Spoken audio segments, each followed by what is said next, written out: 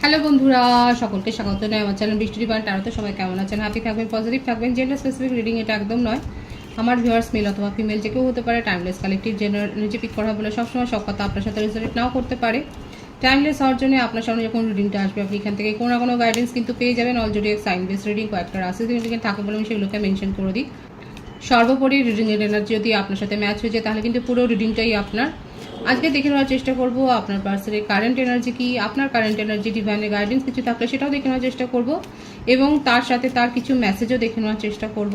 রিলেশনশিপের happy moments ভাবতে পারেন, পার্সনের নাম ভাবতে পারেন, তার ছবিও ভাবতে পারেন। ডিভাইন গাইড করবেন আমার ভিউয়ার্স যার কথা ভেবে রিডিংটা দেখছেন তার কারেন্ট এনার্জি কি, আমার ভিউয়ার্সকে নিয়ে কি ভাবছে সে, আপনারাই বা কি ভাবছেন দেখা যাক। টেম্পারেন্স নাম্বার 14, 6 অফ পেন্টিকলস, বৃষভ, কন্যা, মকর, মেষ রাশি, the emperor, wait and watch. আপনার পার্টনার আপনাকে সোশ্যাল মিডিয়াতে ফলো করছে। আপনার মনে হচ্ছে যে ওর মতো মানুষ কেন আপনাকে ফলো করতে যাবে, কিন্তু দেখাই যাচ্ছে আপনাকে ফলো করছে যথেষ্ট। সম্ভবত আপনারা কোনো কোলাবোরেশনে হয়তো কাজ করতে যাচ্ছিলেন, সেই মুহূর্তে হয়তো আপনাদের মধ্যে একটা মতান্তর হয়েছে এবং আপনারা সেপারেট হয়েছেন। দেখুন, কারো কারো ক্ষেত্রে মিলতে পারে কালেকটিভ এনার্জি। আপনারা কি সোশ্যাল মিডিয়াতে কোনো কোলাবোরেশনে বা অনলাইনে কোনো কোলাবোরেশনে কিছু করতে চাইছিলেন? দেখা যাচ্ছে যে আপনারা হয়তো কোলাবোরেশনে কিছু করতে চাইছিলেন এবং সেখানে একটা মতের পার্থক্যের জন্য আপনাদের মধ্যে হয়তো একটা ডিস্টেন্স এসছে, কিন্তু আপনার পার্টনার অপেক্ষা করছে। এজ ডিফারেন্স থাকতে পারে, আপনার এজ বেশি হতে পারে, ওনার এজ বেশি হতে পারে, এজ ডিফারেন্স এখানে রয়েছে। উনি একটা ব্যালেন্স ক্রিয়েট করতে চাইছেন, ব্যালেন্সেরই এখানে দুটো কার্ড এসছে। মানে আপনাদের সম্পর্কটার মধ্যে ভারসাম্যের অভাব তো ছিলই, একজনের এফোর্ট অনেক বেশি আর একজনের এফোর্ট খুব কম। এবার আপনারাই বলুন কে এফোর্টটা বেশি দিয়েছে। আপনার পার্টনারের যথেষ্ট হুঙ্কার আছে, উনি যেগুলো শো করেন সবটাই যে শো, মানে তার মনের কথা সেটা কিন্তু নয়, তার মন এবং মুখের কথা কিন্তু আলাদা। মানি মাইন্ডেড পারসন, মেটেরিয়ালিস্টিক, প্রত্যেকটা রাশি এখানে এসে গেছে বলে আর আলাদা করে রাশি মেনশন করবো না। Wheel of fortune, money minded, money money money, আপনার সপনা মানি মানি, নিজের কেরিয়ার, নিজের সাকসেস, নিজের সোশ্যাল স্ট্যাটাস, এইগুলো খুব ম্যাটার করে তার কাছে। ব্লু ব্লাড নাকি, যথেষ্ট তার স্ট্যাটাস হাই। জাস্টিস, এখানে না এটাই বারবার এটা আসছে, তিনখানা কার্ডে এটা শো হচ্ছে যে আপনাদের সম্পর্কে তালমেলের অভাব।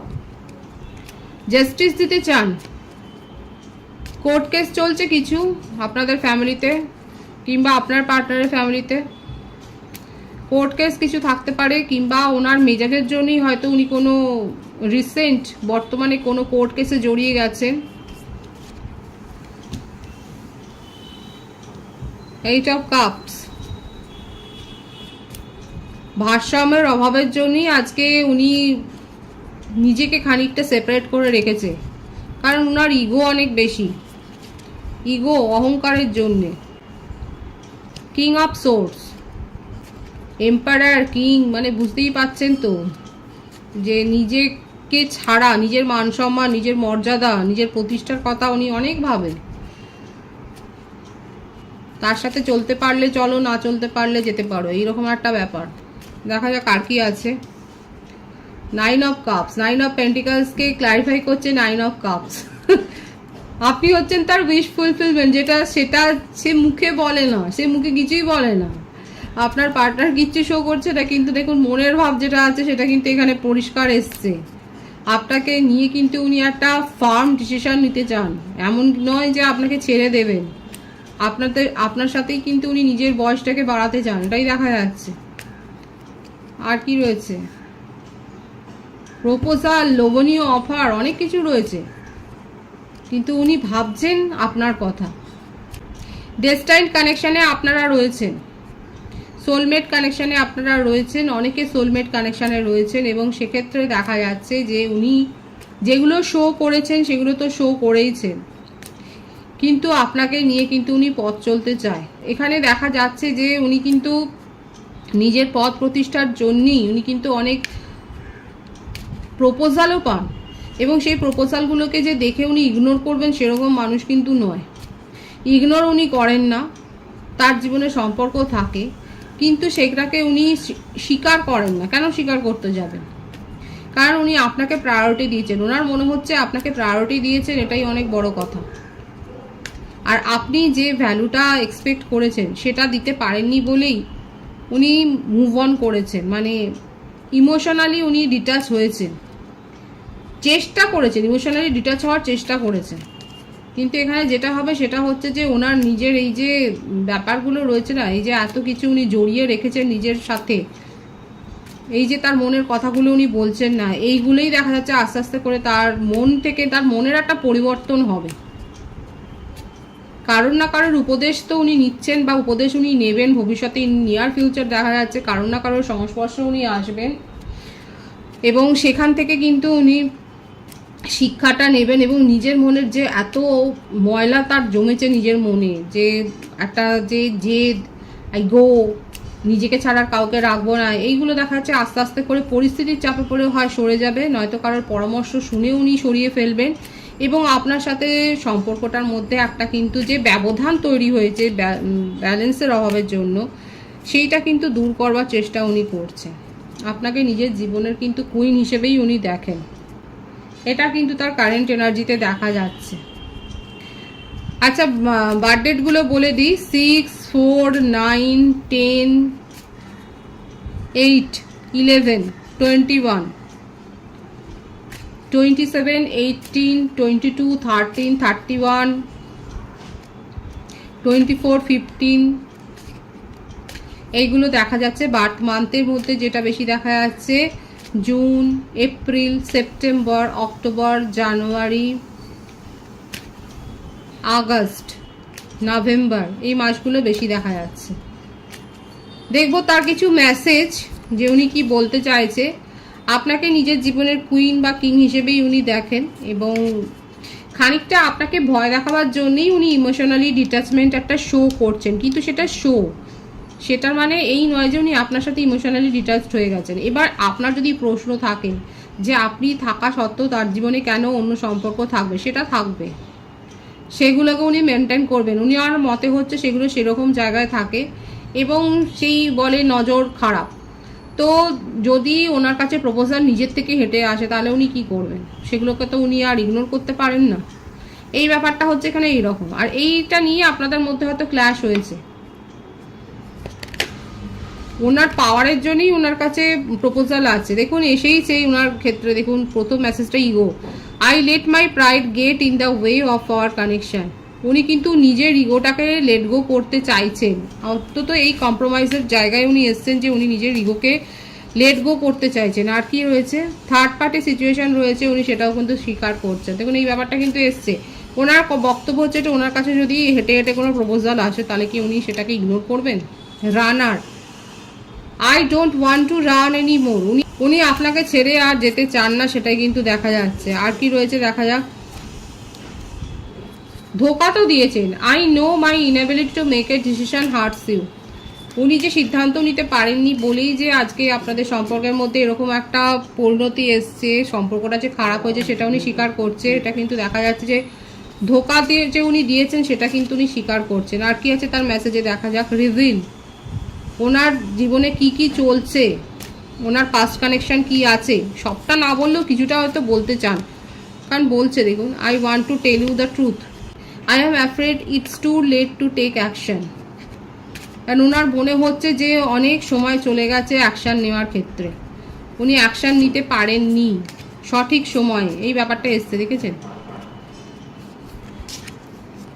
আর কি আছে তার মেসেজ। সেলফ লাভ, নিজের ক্ষতটা রিপেয়ার করতে চাইছেন উনি, নিজেকে হিল করতে চাইছেন। Gossip, I am afraid of what other people will think, এবং উনি এটাই ভাবছেন। এবং দেখুন এটাও এসছে তার মেসেজে। Damage, we are both hurting from this. আপনারা দুজনেই যে এর ফলে যথেষ্ট হার্ট হয়েছেন সেটা কিন্তু উনি স্বীকার করছেন। একটা লোক লজ্জার ভয় রয়েছে। আমি তো প্রথমেই বলেছি উনি নিজের মান সম্মান সামাজিক মর্যাদা নিয়ে খুব ভাবেন উনি। এটা ভাবছেন যে যেটাই হয়ে থাক না কেন তাকে নিয়ে যদি কেউ গসিপ করে তাহলে কিন্তু খুব সমস্যা। এখন দেখুন উনি যদি ম্যারিড পার্সন হন সেক্ষেত্রে যদি তার একটা যদি কোর্ট কেস চলে সেক্ষেত্রে একটা গসিপ তার কেস কিন্তু দুর্বল করে দেবে, এটাও একটা ব্যাপার। এবং সেই জন্যে উনি খুব সাবধানে হয়তো আপনার সাথে সম্পর্ক রাখেন এবং উনি হয়তো আপনাকে প্রায়োরিটি দিতে পারেন না, উনি হয়তো সেই রকমভাবে আপনাকে সাপোর্ট করতে পারেন না, শুধুমাত্র এই কারণে যে যদি গসিপ হয়, যদি সেখানে তার চরিত্রে সব লোক সমক্ষে একটা দাগ পড়ে। কিন্তু তার মানে এই নয় যে উনি কোনো রিলেশনশিপ এনজয় করেন না, অবশ্যই করেন, কারণ তার কথা হচ্ছে এটা নিজের থেকে যদি কোনো প্রপোজাল আসে সেটাকে উনি দূরে সরিয়ে দেবেন। এইটা নিয়ে আপনাদের মধ্যে সমস্যা তৈরি হয়েছে, কিন্তু সমস্যা যতই তৈরি হোক না কেন উনি কিন্তু আপনাকে ভ্যালু করতে চাইছেন, আপনাকে প্রায়োরিটি দিতে চাইছেন, আপনার সাথে একটা সম্পর্কটাকে নিয়ে কিন্তু এগিয়েই যেতে চান, সেটাই কিন্তু তার এসছে, তার ব্যাপারে কিন্তু তার রিডিংয়ে এটাই এসছে যে উনি কিন্তু আপনাকে নিয়েই এগিয়ে যেতে চান। না আপনার কি উচিত এরকম একটা সম্পর্কে থাকা? আপনি তার উইশ ফুলফিলমেন্ট সেটাও দেখা যাচ্ছে। আপনার কি উচিত হবে? আপনি কোন সেটাই বলুন যে আপনার কি উচিত হবে এরকম, বুঝতেই যখন পারছেন যে তার মনোভাবটা এরকম, তাহলে আপনার কি উচিত হবে এরকম একটা সম্পর্কে থাকা? সেটা পরে দেখবো, এখন আপনার কারেন্ট এনার্জিটা দেখবো। 10 of pentacles, 4 of pentacles, king of wands. এখন আমার ভিউয়ার্সরা খুব প্র্যাকটিক্যাল হয়ে গেছে। এখন আপনি ওনার যদি থাকে এরকম মানি মেকিংয়ের দিকে নজর, উনি যদি এখন নিজের কেরিয়ার ফাউন্ড করতে চান, আপনারও দেখা যাচ্ছে আপনিও নিজের কেরিয়ারের ওপর ফোকাসড হয়েছেন। আপনার জেলাসি ছিল, তাকে আঁকড়া ধরার একটা প্রবণতা ছিল, এখন আপনি সেগুলো ত্যাগ করেছেন, আপনি সেখান থেকে বেরিয়ে এসছেন, কারণ আপনি সত্যিটা বুঝে গেছেন। কালেকটিভ এনার্জিতে দেখা যাচ্ছে আপনারা সত্যিটা বুঝে গেছেন, আপনিও হিলিং সেশন নিয়েছেন, আপনি আর এফোর্ট দিতে চান না, আপনার মনে হচ্ছে আপনি যথেষ্ট এফোর্ট দিয়ে শুধুমাত্র এখান থেকে আপনি শুধু নেগেটিভিটি পেয়েছেন, নেগেটিভিটি গেইন করেছেন, এই জন্যে আপনি আর এফোর্টটা দিতে চাইছেন না আপনার তরফ থেকে, এবং আপনি নিজের ওপর এখন ফোকাসড হয়েছেন। এখানে শুধু আপনি যন্ত্রণাই পেয়েছেন, মানসিক যন্ত্রণা পেয়েছেন, আপনার চিন্তাভাবনা কোথাও না কোথাও আটকে গেছে, আপনি তার কন্ট্রোলে চলে গিয়েছিলেন।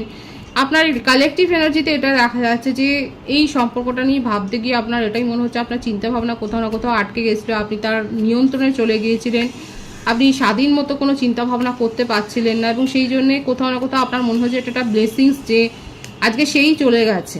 কিন্তু দেখুন আপনার পার্টনারের ক্ষেত্রে কিন্তু উল্টো অবস্থা। যদি আপনারা ভাবেন আমার ভিউয়ার্সরা যে উনি চলে গেছেন আর ফিরবেন না, সেটা কিন্তু নয়। আপনি যখন তাকে চেস করছেন না, উনি কিন্তু নিজেই আসছেন।